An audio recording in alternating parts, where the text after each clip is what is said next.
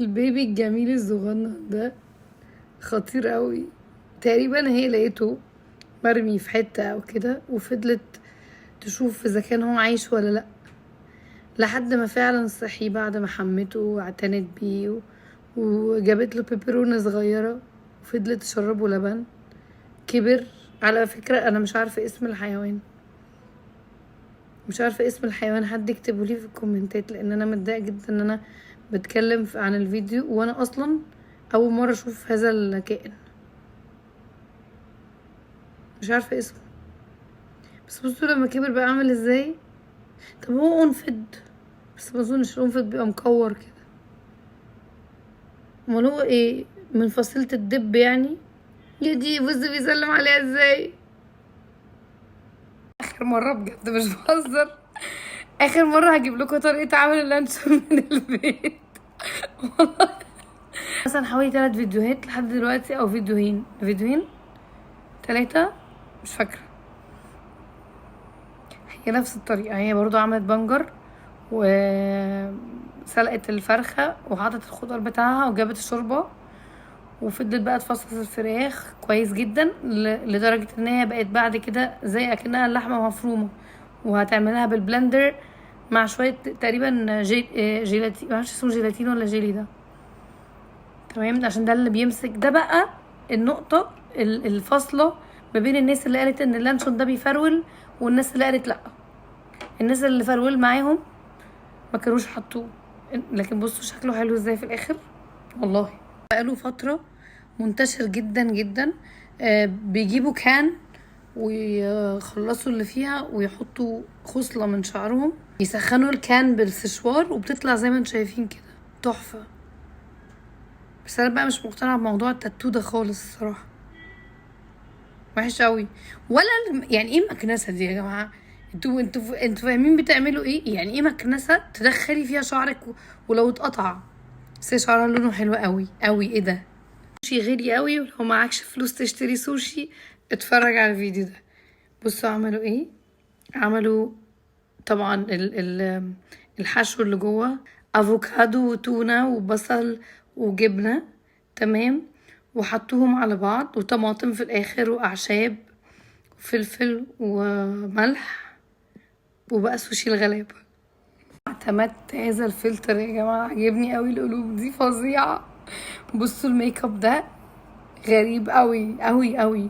هو تقريبا ظهر لي ايام الهالوين، بس انا عشان تعبت بقى فما عرفتش اصوره. انا البنت عجبني انها رسامة، بس يعني عجبني الفن، لكن اكيد ده مش ميك اب هيتمشي بيه في حتة. ولا انا اصلا مع فكرة الاحتفال بالهالوين، لان ده رعب وحاجة مش حلوة يعني، وحاجة تبث الرعب والحاجات الطاقة السلبية لقلوبنا. فانا مش مع الاحتفال ده خالص.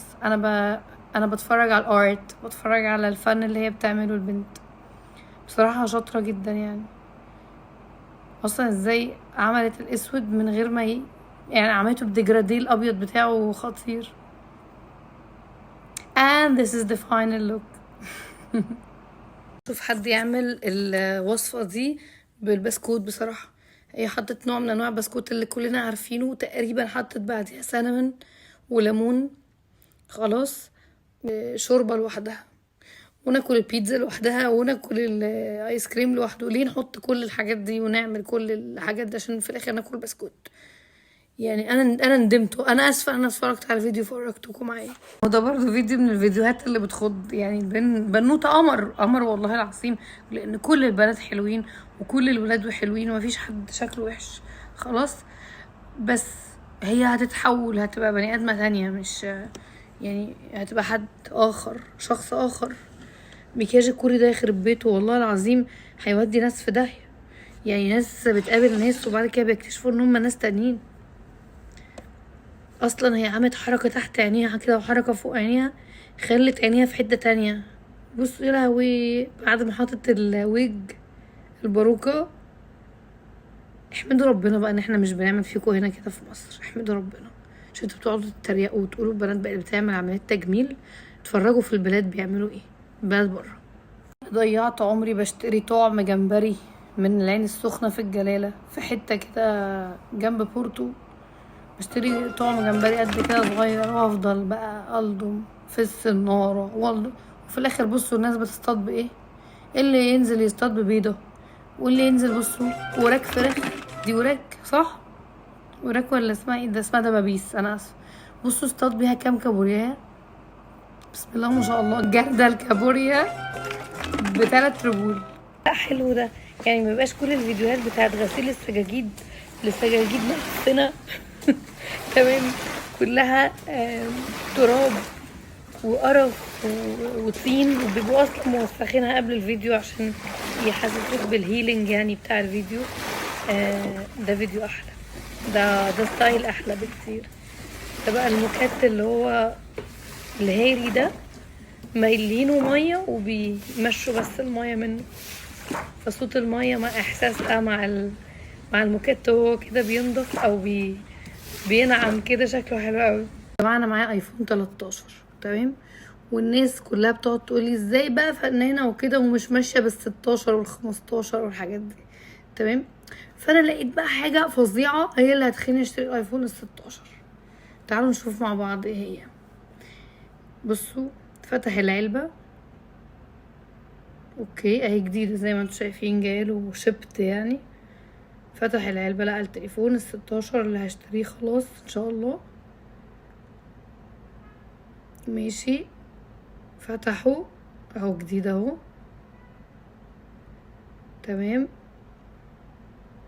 كسر العلبة نفسها بتاعة الموبايل، معرفش يكسرها، راح جايب حاجة وفتح العلبة بيها بالسكينة. طلع ايه؟ جراب مستخبي. لا طلع حلال فعلا، في الفلوس الواحد يدفع الرقم ده بجد وهو مطمن، لان انت يعني على الاقل انت كسبان جراب موبايل. انت فاهم يعني ايه؟ يعني تشتري الايفون 16 ده وانت مغمض، ده انت هتاخد جراب هدية. انت بتتكلم في ايه؟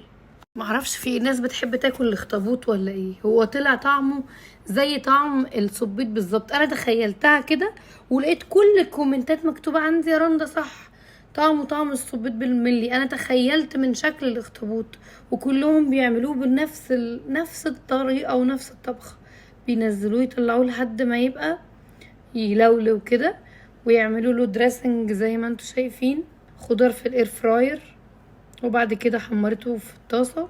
في الاول فكره ان انا اكل اخطبوط دي غريبه قوي، بس لما اتفرجت على فيديوهات الاخطبوط حسيت ان انا ممكن اجرب. النوتة دي كاتبه ان لما بيفاجئها الجوع بتعمل كده، بتقور الخيار كله. ودي اكتر حته مضايقاني في الفيديو، لان الخيار الميه اللي جواه دي مهمه جدا جدا. وبتحط الجبنه بالزعتر تقريبا، لو حد عارف بايه يكتب لي في الكومنتات. بتاكلها اكنها سوشي بصوص طماطم. بصراحة شكلها حلو، واستحالة دي نو كالوريز. يعني ممكن الجبنة، لو الجبنة قريش يبقى نو كالوريز بجد. دي أكلة تخسس جدا جدا، تنزل المية اللي في الجسم وتخسس قوي. على الشاورما، يا خرابي على الشاورما من ايد البنوتة القمر الجميلة الحلوة اللي انا بحبها.